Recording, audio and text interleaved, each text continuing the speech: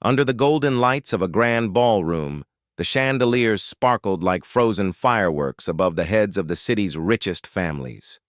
It was one of those nights where everything was designed to impress, the tables lined with crystal, glasses, soft music from a live string quartet in the corner, and waiters weaving through the crowd carrying silver trays stacked with champagne flutes. This was not just an ordinary party, it was a celebration for a future business empire. The hosts, a powerful billionaire family, had invited only the most influential names in finance, technology, and politics. Everyone knew this was more than a social gathering. It was also the stage where a $5 billion deal was about to be discussed and shaped. Among the many guests, one woman's arrival quietly turned heads. Her name was Amara Johnson, a tall, elegant black businesswoman in her mid-40s.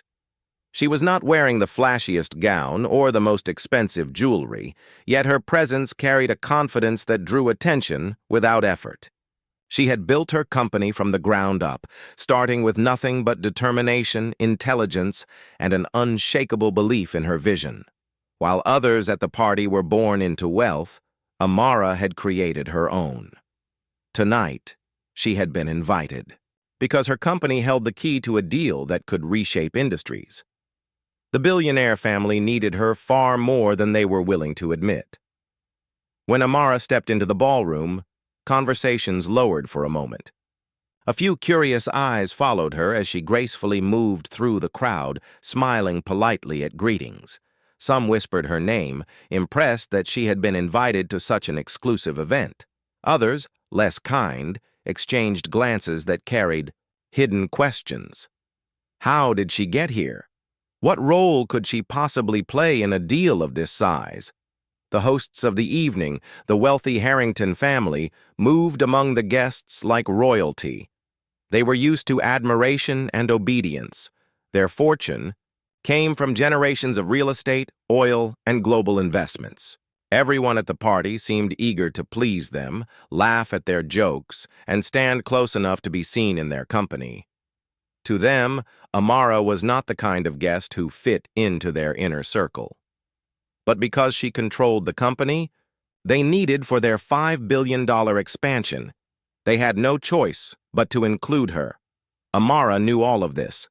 She was not blind to the atmosphere, yet she held her chin high, choosing not to let subtle glances or whispered comments disturb her peace. She walked with grace, stopping to thank the servers, smiling warmly at strangers, and greeting other business leaders with a firm handshake. For her, dignity was not negotiable. It was something she carried in every step.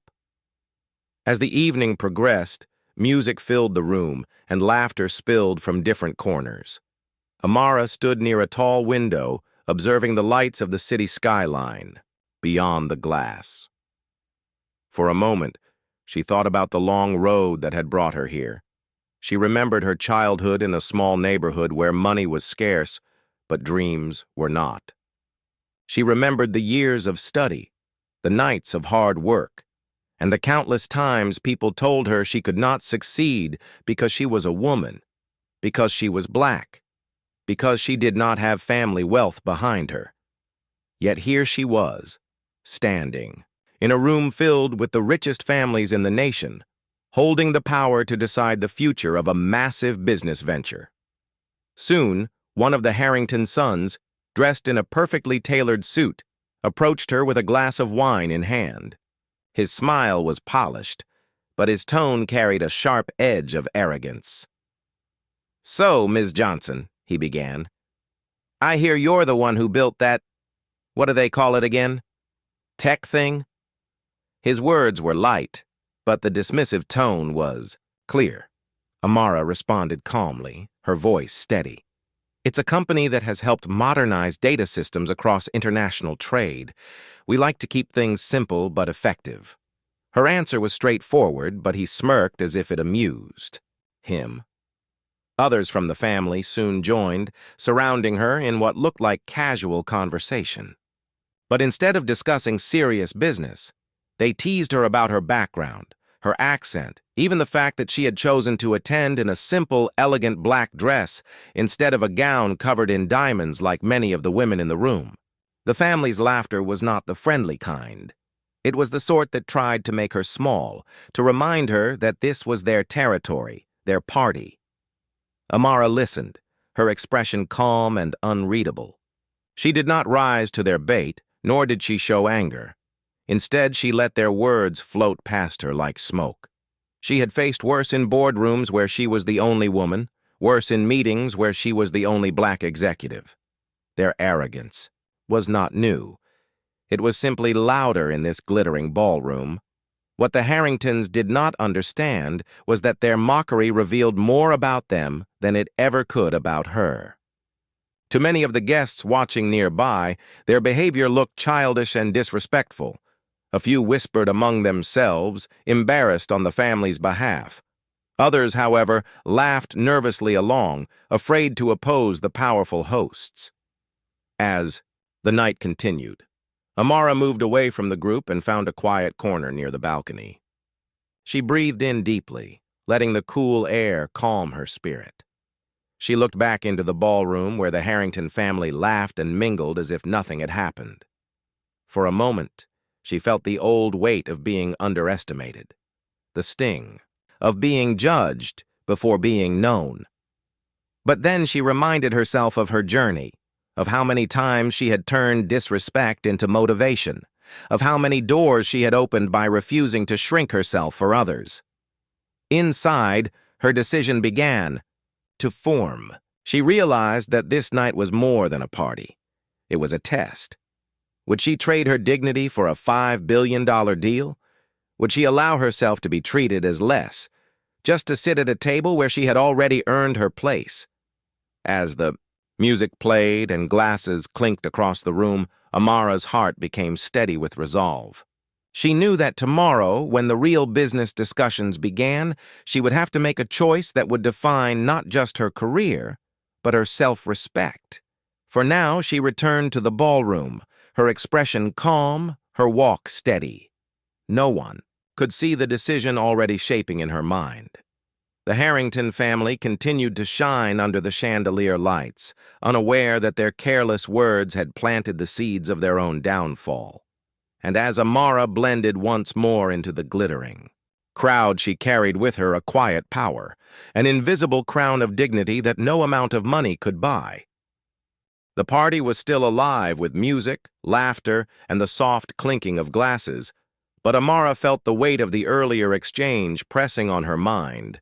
She had stood strong, showing no anger, but deep inside she could not ignore the sting of their words.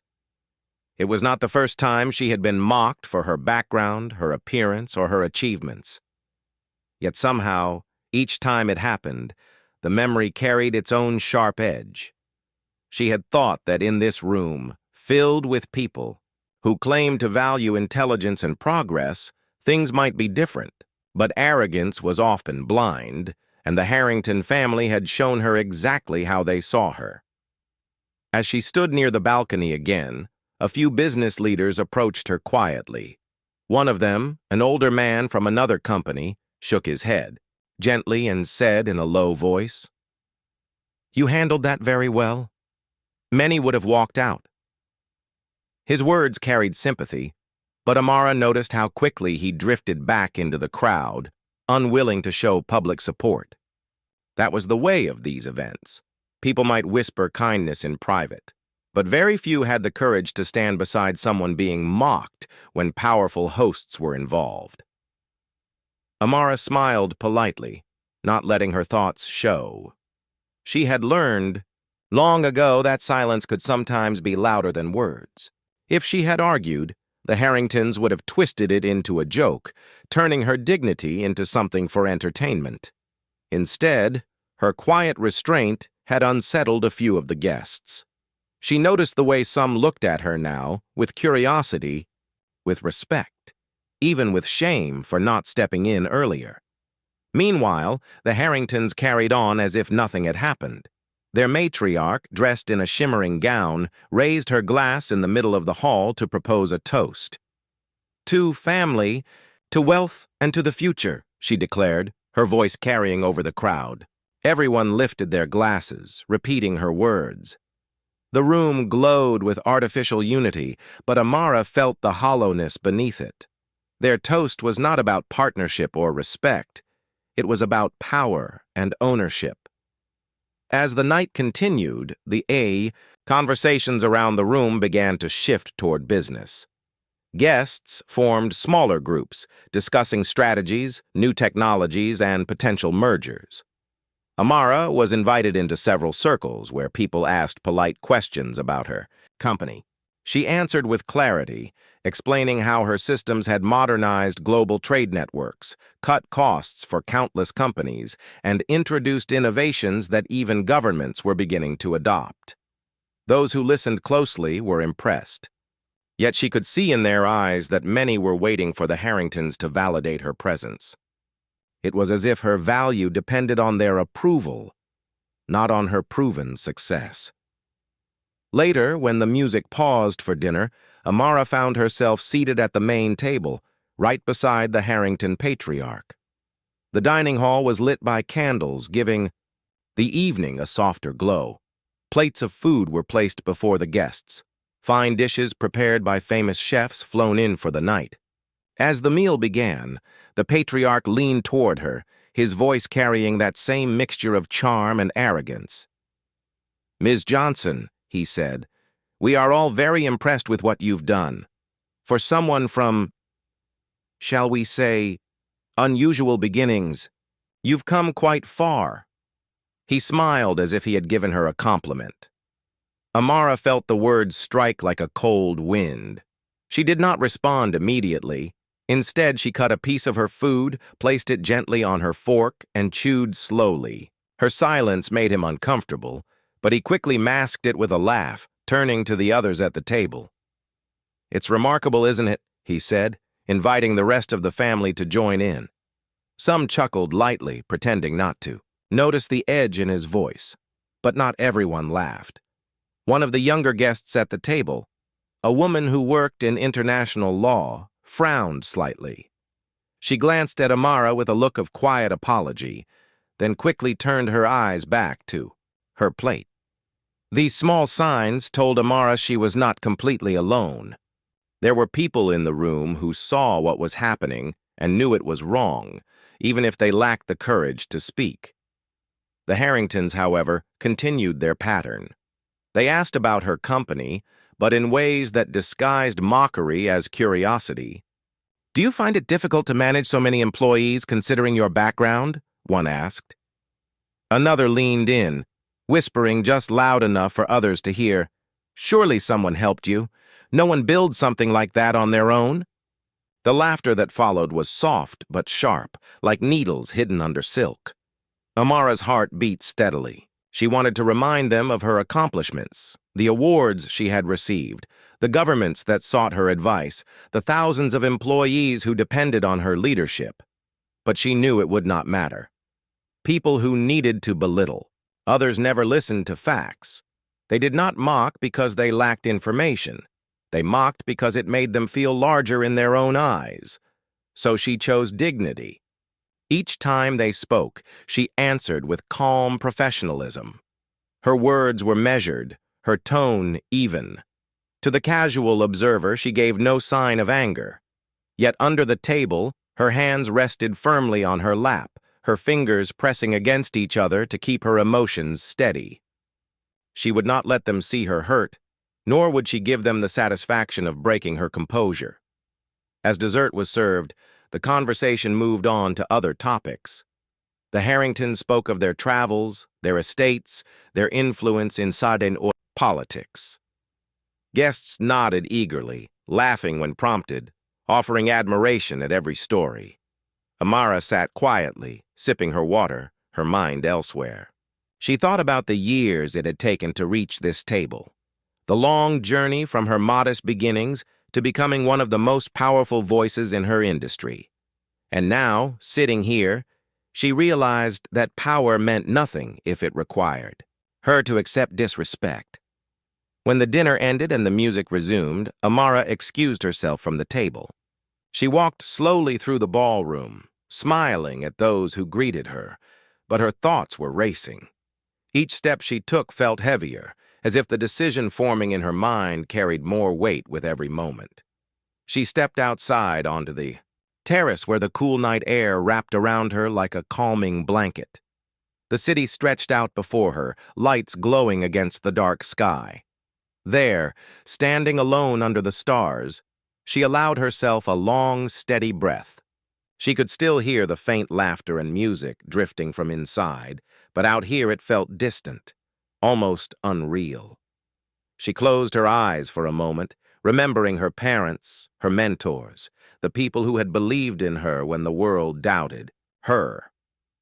She thought of the younger generation watching her now, hoping to see what dignity looked like in the face of arrogance, and in that quiet moment, Amara made her choice. The deal that had brought her here, worth billions, was not worth her dignity. She would not join hands with people who mocked her existence and treated her like she did not belong. She knew the decision would shock everyone, that it would shake the very foundations of the Harringtons' plans. But she also knew it was the right choice. Her company had survived without them before, and it would thrive without them again. With a calm face and steady steps, she turned back toward the ballroom. She re-entered the party as though nothing had changed. But deep inside, everything had. She no longer saw the glittering chandeliers or the expensive gowns. All she saw were people desperate for wealth and power, blind to the fact that they had just lost something far more valuable than money. And as she blended back into the crowd, no one realized that Amara Johnson had already decided their fate. The party ended late, but the night did not rest. Behind the shining chandeliers and the polished smiles, doors closed and private voices filled hidden rooms. In the Harrington mansion, a small group gathered in the library where dark wood shelves climbed to the ceiling and a fire burned in a clean stone hearth. The patriarch sat at the center with a heavy glass in his hand.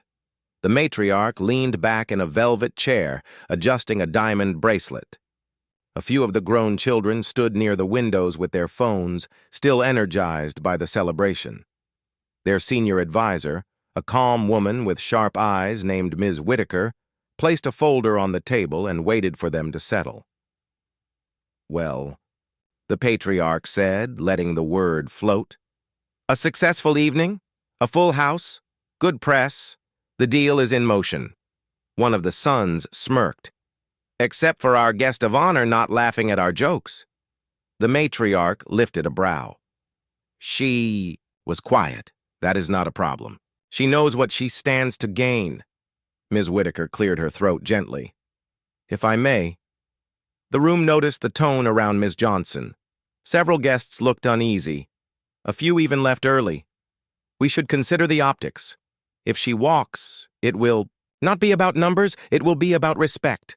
The room went still for a breath. Then the patriarch smiled with the kind of confidence that comes from a life of getting what he wants. "People do not walk away from 5 billion, he said. "She is smart. She will sign. We will send flowers in the morning. Perhaps invite her to our charity gala next week. A photo on the stage. That should soften any story." Another son laughed softly. "Money talks louder than feelings."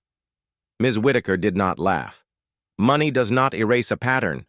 I suggest we either offer a sincere apology or let our negotiators lead tomorrow with humility. If we want this deal, we have to show her we see her."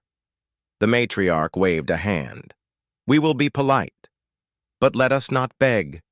We have never begged."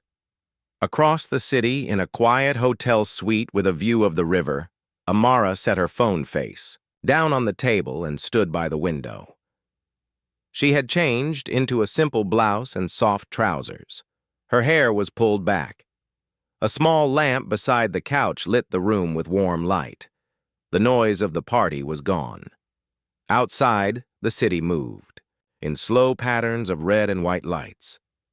Amara made tea and let the steam rise, holding the cup between her hands to feel its comfort.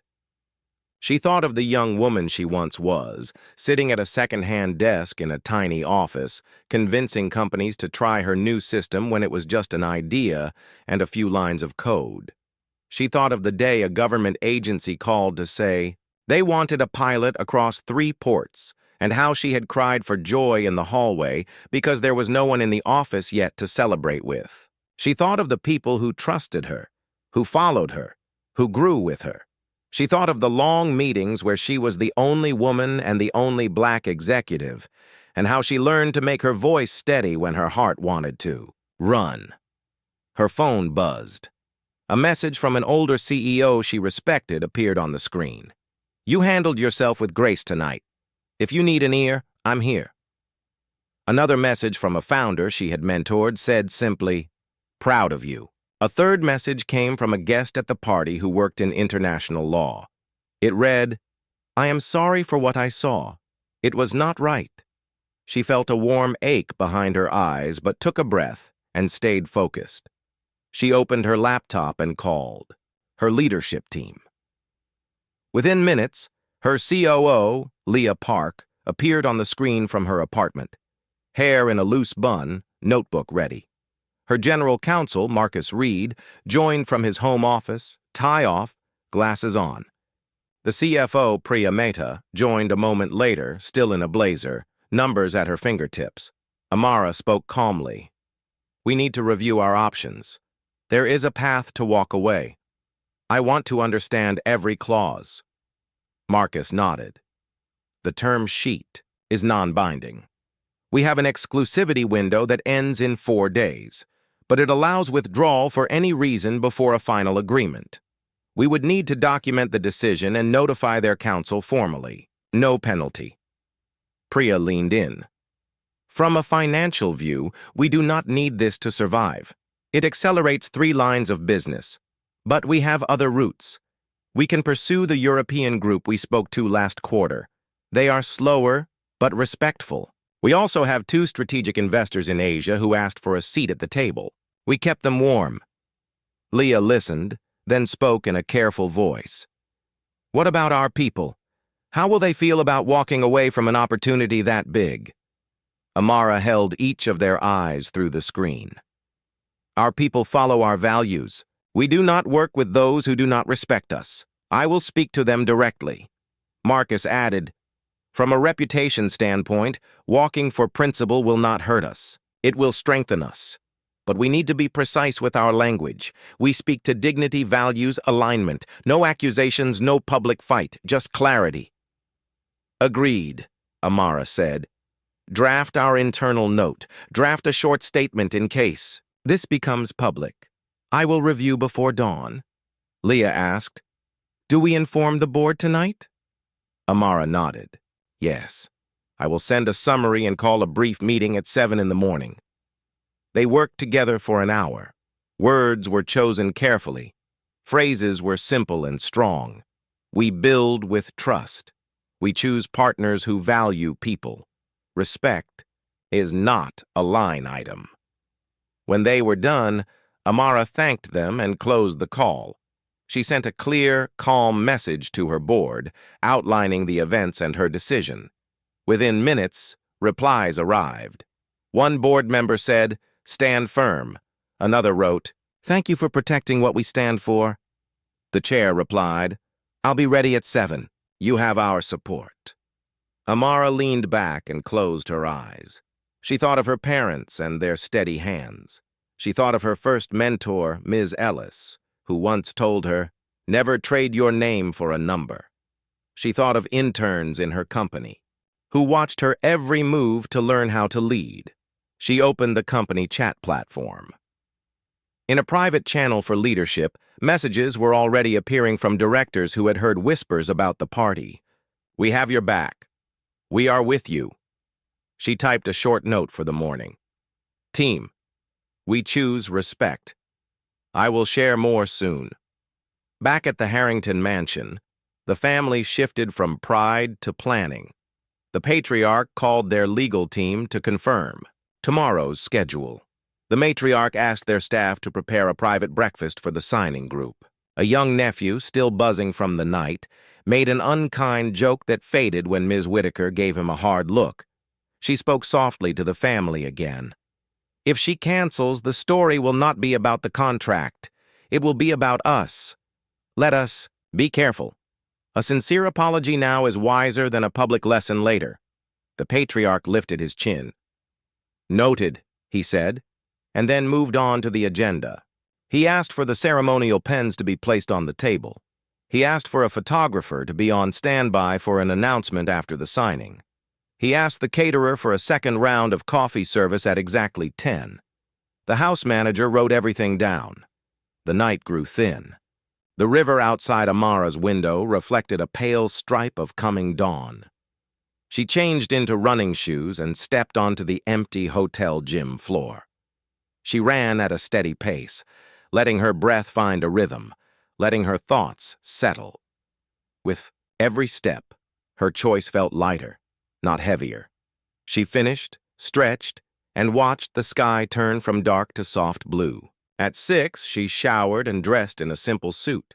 She tied her hair back and placed a small notebook in her bag. She sat at the table and read the drafts from Marcus and Leah again. Each sentence was clear. Each word carried care. She made 2 small edits. She underlined one line for herself. I do not partner with those who cannot respect me or my people. She smiled gently and closed the file. At 7, the board gathered on video. Faces appeared in small boxes from different time zones. The chair greeted her warmly. She summarized the night with calm detail. She did not add drama. She simply told the truth. The board asked 3 questions. Do we have alternatives? Yes. Are we protected legally? Yes. Will you feel proud of this decision in 5 years? Amara looked out the window at the bright line of sun on the river and answered, yes. The chair nodded. Then you have our vote, he said. One by one, the board members agreed. The call ended. At 8, Amara called her leadership team again. We are unified, she said. We will be respectful in the room. We will be clear. If they ask us to reconsider, we will say no, kindly and firmly. After the meeting, we send the internal note. If the story moves beyond the room, we share the public statement. Leah asked softly, do you want support in the meeting? I do, Amara said. Leah and Marcus, join me. Priya, be on standby. We will not discuss numbers. We will discuss values. They agreed. They thanked her. They ended the call. By 9:30, the Harrington mansion gleamed again. Fresh flowers stood in tall silver vases. The long table was set with neat stacks of paper and artful pens placed in a row. The photographer waited in a side room. The caterer lined up coffee cups in perfect order. The patriarch adjusted his cufflinks. The matriarch checked her hair in a mirror. Ms. Whitaker stood near the doorway with the folder in her hands and a thoughtful look in her eyes. A car pulled up outside. Amara stepped out with Leah and Marcus at her side. She looked composed and calm. The house staff led them to the meeting room. The patriarch greeted them with a wide smile. Ms. Johnson, he said, a beautiful morning for a beautiful partnership. Amara shook his hand. Amara let the room settle before she spoke. She thanked everyone for hosting and for their time. Her voice was clear and steady. She said she respected the scale of the project and the work that had brought both sides to the table. Then she paused for a quiet breath. She looked at Leah to her left and at Marcus to her right. When she continued, her tone carried a gentle, firm weight. After careful thought, she said, I will not be moving forward with this deal. Chairs did not scrape. No one gasped out loud. Yet the air itself seemed to press closer. The bow, patriarch's smile froze. The matriarch's hand paused over a pen. One of the sons blinked, as if he had misheard. Ms. Whitaker did not move. She only listened, eyes attentive, as if she had expected this. Amara kept her words simple. My company builds systems that connect the world. Our work rests on trust. It grows only in partnerships where respect is present. Last night I observed behavior that does not align with our values. I do not say this to argue. I say it to be sincere. I am choosing not to proceed. The patriarch found his voice first. There must be a misunderstanding, he said, a light laugh tugging at the edges of his words. Parties can be noisy. People try to be amusing and are clumsy. We meant no harm. Amara nodded with calm politeness. I understand people can be clumsy. I allow for human error. But this was not one comment or one awkward moment. It was a pattern. I accept apologies in life, but this decision is not about an apology. It is about alignment. The matriarch leaned in with a gracious smile that had charmed rooms for decades. Of course, alignment. We prize it too. If we made you uncomfortable, please allow us to make amends. We can make a public gesture together. We can fund an initiative in your name. We can sponsor a shared program. Let us turn last night into something positive. Leah kept her gaze on the documents in front of her. Marcus folded his hands and waited. Amara answered with care. I am always glad to see good done in the world, but I do not accept gifts in exchange for quiet. That would not be fair to my team or to myself. Respect is not a line item. It is the ground we stand on. One of the sons cleared his throat, trying to lighten the moment. Surely we can talk numbers, he said. If the terms are not strong enough, say so. We can be flexible. Marcus slid a single page from his folder. He placed it gently on the table and angled it toward the patriarch. This is our formal notice, he said in an even voice. As outlined in the term sheet, exclusivity ends today. We thank you for your consideration. We wish you success with other partners. Silence again. It was not harsh. It was the kind of silence that appears when truth enters a room and asks every person to decide who they are. The patriarch's charm thinned. Is this wise, Miss Johnson? He asked. You stand to gain much. Your people stand to gain much. Are you certain you want to walk away from $5 billion? Amara met his eyes without a hint of anger. I am certain, she said. My people gain most when they see that our values are real. They trust their work and their leaders more when our actions match our words. Money supports our mission. It does not define it. Ms. Whitaker spoke for the first time. Her tone was soft, but it carried. Ms. Johnson, she said, thank you for speaking plainly. It helps us see. While I cannot change what already happened, I can say this. I am sorry for the tone you experienced. It did not reflect our best selves. I hope we can do better. As people, even if we cannot be partners? Amara inclined her head and a small warmth moved across her face. Thank you, she said. I appreciate sincerity. The matriarch tried one more time, with a different kind of reach. If the comments you heard came from our family, I am ashamed. If they came from our guests, that is also our responsibility. We can make changes.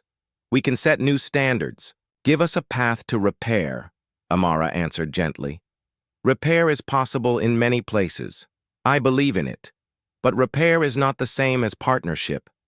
The work we were about to do requires full trust. We do not have it. That does not mean growth is impossible for you, or grace is impossible for me. It means this specific bridge is not the right one. The photographer in the next room, unaware of the shift, checked his camera and waited for a call that did not come. On the long table, the ceremonial pens lay in a neat row, bright and unused. For a brief moment, the morning light caught the smooth metal, a quiet symbol of decisions unmade and roads not taken. The patriarch looked to Ms. Whitaker. She gave a barely visible nod that said the path was closed. He straightened his cufflinks, a small motion that helped him reclaim his posture. Very well, he said. If this is your final decision, We will honor it. It is final, Amara replied. Marcus gathered the remaining papers. Leah closed her notebook. She glanced up and let her eyes sweep the room. Her look was not sharp. It showed steady care for the person at her side and respect for the table across from them. Amara rose. She offered her hand to the patriarch, then to the matriarch, then to Ms. Whitaker, and to each person at the table. Her handshake was warm and brief. "Thank you for your time," she said to each, and she meant it. She was not leaving in anger. She was leaving in truth. As she, Leah, and Marcus stepped toward the door, one of the sons spoke again, not with sarcasm now, but with a tone that felt more human. "Ms. Johnson," he said, "I see that last night mattered. I did not think about the effect of careless words. I will think about it now." Amara paused and turned. "Then something good can come from this morning," she said. "Thank you." They walked out. The hallway was quiet, the polished floor reflecting the soft light from tall windows.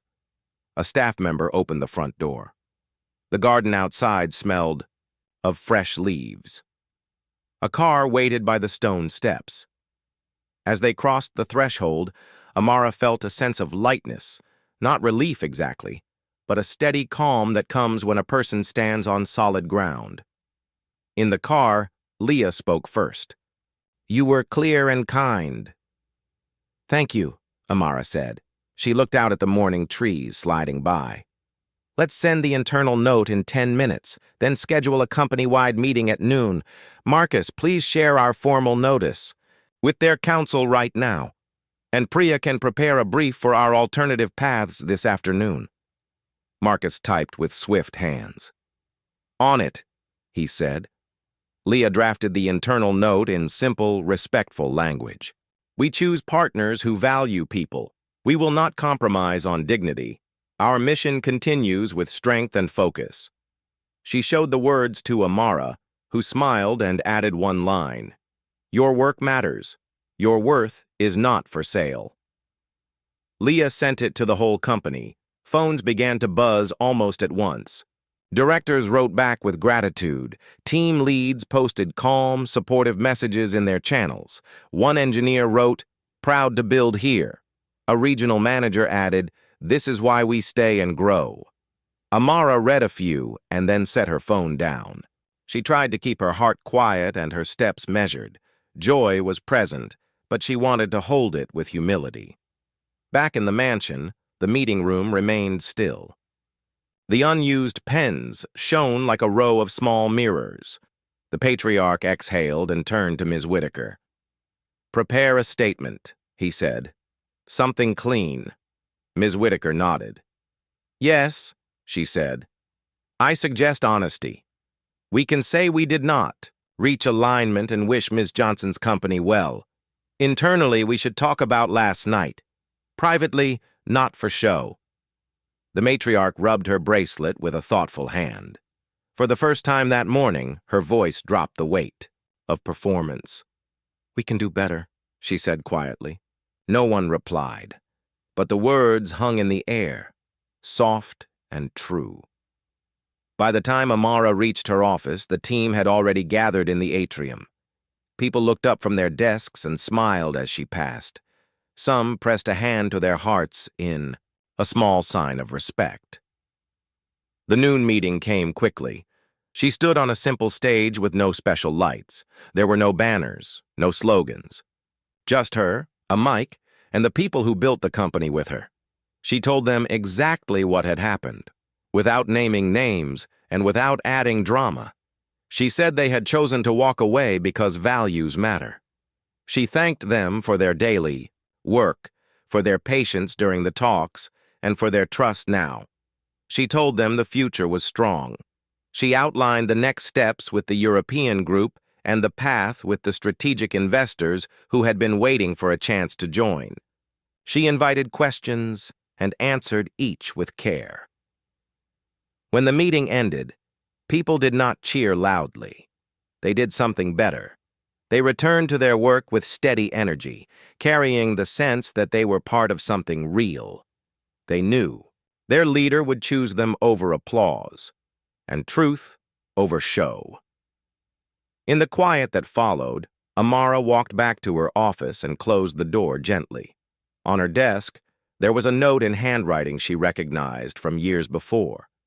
It was from Ms. Ellis, her first mentor, who had sent it a day earlier without knowing what would happen today. It said, "Keep your name clean, and it will carry you farther than any number."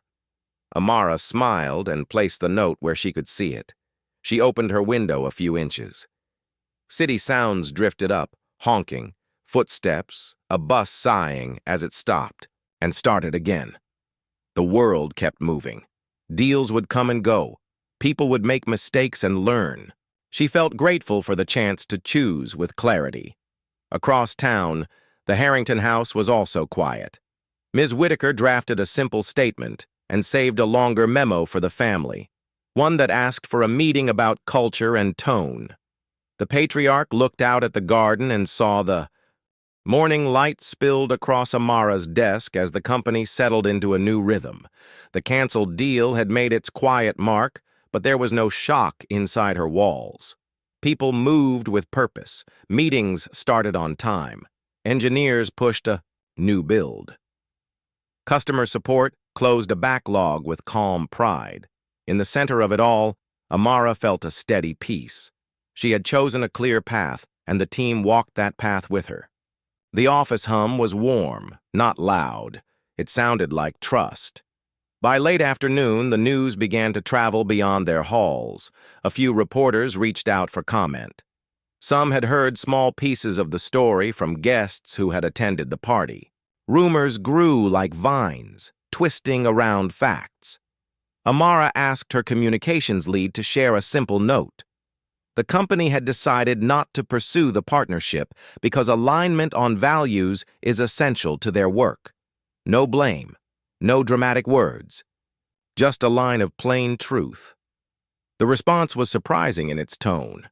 Many readers praised the clarity. Other leaders sent private messages that said, "Thank you for holding the line." A few voices questioned the choice, wondering why anyone would walk away from such a number. But even those questions felt honest, not unkind. The company stayed quiet. Beyond the single note, they did not explain details. They did not argue. They let their work speak next. 2 days later, Amara's team finalized a plan with the European group they had kept in conversation for months. The group moved slower, yes, but their approach matched the company's soul. Their leadership sent a letter with words about partnership, listening, and mutual respect. The first call felt easy. People shared the screen, asked thoughtful questions, and wrote down answers carefully. When the call ended, Leah walked into Amara's office with a small smile. "This feels right," she said. Amara nodded. "It does," she replied. At the same time, Priya reopened talks with the 2 strategic investors in Asia. She invited them into modest but direct conversations. No inflated promises, no bright spins, only what the company needed and what the partners could offer. Within a week, both groups agreed to terms that funded the next stage of growth. The legal paperwork was clean. The language about conduct and culture was clear. Marcus read every line twice, then a third time, and said, "This is the shape of trust." Inside the company, the canceled deal became a quiet legend. Not a story told with flames, but with gentle hands. New hires learned it during orientation, not as gossip, but as a lesson his team lived. We build with respect, or we do not build at all. Managers repeated it when they faced hard choices. Designers wrote, "We choose partners, not buyers," on a whiteboard and circled it. A junior engineer taped a small card to her screen that said, "Keep your name clean," a sentence that had moved from Ms. Ellis's note to the heart of the company. Across the city, the Harrington family stepped into a different kind of reflection. Ms. Whitaker called a private meeting with the family and a few senior staff. She did not bring blame. She brought notes and small, careful questions. What do we reward at our events? What jokes do we ignore? What does it cost us when we confuse comfort with rightness? The conversation started tight, then loosened as the hours passed. The matriarch spoke softly about the moment she had realized. Her smile had become a mask. The patriarch listened more than he spoke. One of the sons, the same who had tried to lighten the room with jokes, looked down at his hands and said, "I do not want to be defended. I want to be better." They hired an independent advisor to listen to staff and design new standards. They set clear rules for events. They brought in voices they had never invited before, not for show, but for learning. It was not a press tour. It was not a campaign. It was slow work, and it happened mostly in rooms with no cameras and no guests. Whether they kept that course in the years ahead would be their test. But for now, they began to walk. News cycles moved on. Other deals rose and fell. Companies celebrated launches and admitted delays. Through all this, Amara focused on the work in front of her. She visited a client port where her team's system had just gone live.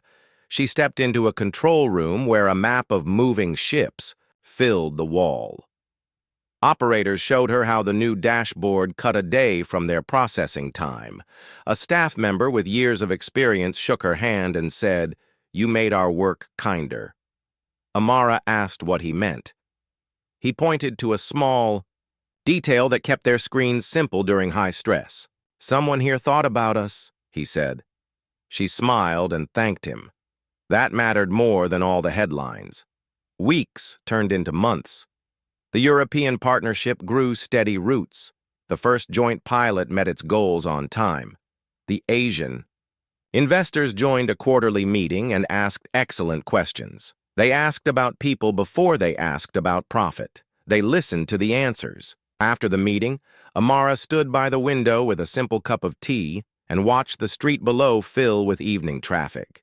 She thought of the night on the hotel terrace when she had chosen a difficult no. She felt grateful for the quiet, strength that had held her steady. Not every day was easy. Some negotiations required firm, not yet answers. A few contracts fell through when the other side's methods clashed with their standards. Each time someone in her company would ask, "Are we sure?" And each time they measured their choice against the same guide. Dignity first. It did not make them perfect. It made them honest. The result was a culture where a new intern felt safe enough to ask a senior director a basic question, and a seasoned engineer felt free to admit, "I do not know," and then go find out. One morning, a letter arrived on thick paper, handwritten, in steady lines. It came from the matriarch of the Harrington family. She wrote to Amara not as a host or negotiator, but as a person. She apologized for her role in a night that had failed to show respect. She did not ask for a second chance at the deal. She asked only to say she was learning. She ended the letter with a small hope that their paths might one day cross in a better way, perhaps at a community project or a public forum where listening mattered most. Amara read the letter twice. She placed it in a folder labeled "Letters to Keep." She did not reply at once. Later, when the time felt right, she sent a short note back. "Thank you for your sincerity. Keep going." Spring brought a new rhythm. The company's foundation opened a digital learning center in a neighborhood school. Children lined up to try small coding puzzles on donated laptops. A retired teacher volunteered at the front desk. Parents stopped by after shifts to ask about evening classes. At the opening, there were no velvet ropes or staged photographs. Amara stood beside a student who had built a tiny program that made a cartoon star move across the screen. The student laughed when the star jumped twice as high after a fix. "You did that?" Amara said. The student beamed. It was a celebration without a spotlight, and it felt like home. Reporters asked again for a sit-down interview about the canceled deal. Amara agreed to one, but she asked for a different frame. She did not want to tell it as a story of victory. She wanted to tell it as a story of choices. When the interview Aired, she spoke in gentle, clear sentences about how values shape action and how companies, like people, have to decide what ground they will stand on when the room gets loud. She talked about mentors, about her team, and about the simple power of keeping your name clean. Afterward, she received messages from students, nurses, builders, and small business owners. Many wrote one line: "This helped me decide." On a quiet evening, months after the party that had changed so much, Amara left the office later than usual and walked through the city on foot. The air was cool and friendly. A bus passed with tired riders leaning on windows. A bakery sent out a sweet smell. Two teenagers laughed over something on a phone. She thought of the $5 billion deal and how big it had felt at the time, how heavy the number had sounded in conversations. Now it felt smaller than a clear conscience, smaller than a team that trusted its leader, smaller than a company that kept its promise to itself. She turned a corner and saw the community center glowing with soft light.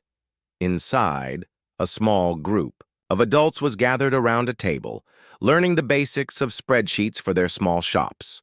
A volunteer was explaining cell formulas with patience and humor. Amara paused by the window and watched a man in a work jacket laugh when his numbers added up right for the first time.